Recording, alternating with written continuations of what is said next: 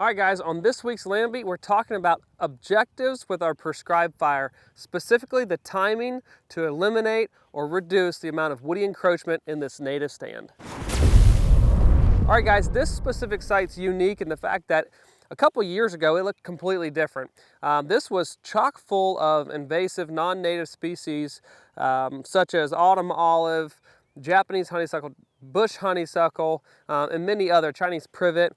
And so this didn't have a clear direction distinction on this specific property. So we wanted to basically just restart it. We had equipment on site, decided to completely doze it out, pile it up, burn it, and then since we had bare ground, introduce or reintroduce native species. And specifically, we selected a blend that was diverse native grasses as well as diverse pollinator species, broadleaf, showy flowering species. So we've got 30 different species in here, but what you can see back behind me, since that time of seeding, we've had a great response of those natives, but in addition to that, we've had some woody encroachment that came back in here too, specifically black locust, a little bit of tree of heaven, but the black locust is a lot of the woody sprouts you're seeing.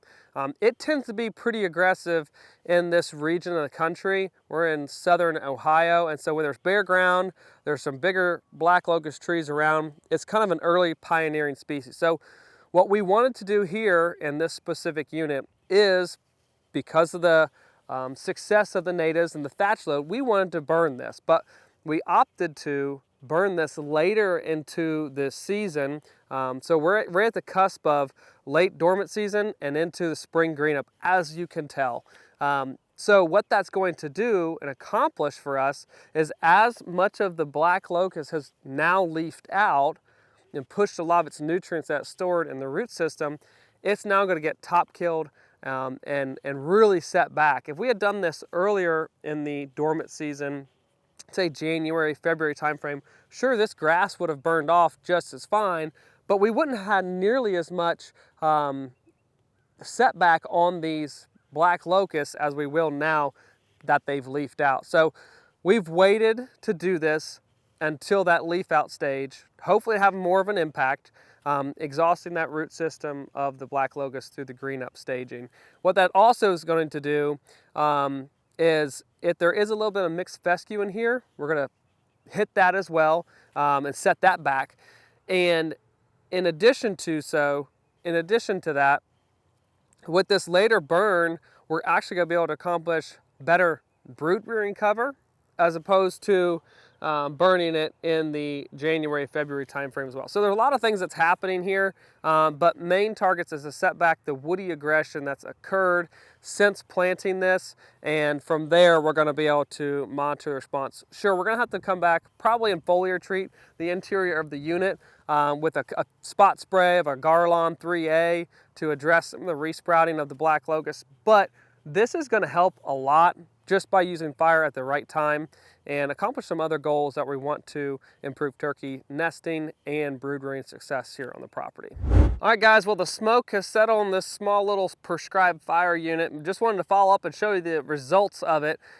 We did a back burn, and the reason for that was to allow more heat retention around the base of these stems for a longer period of time. If we had just done a head fire, it would have flashed these fuels and had been a lot faster of a fire, probably a little bit more heat, but a shorter residence time of that heat in and around the base of these stems. So we had plenty of fuel, and we let it back down in here.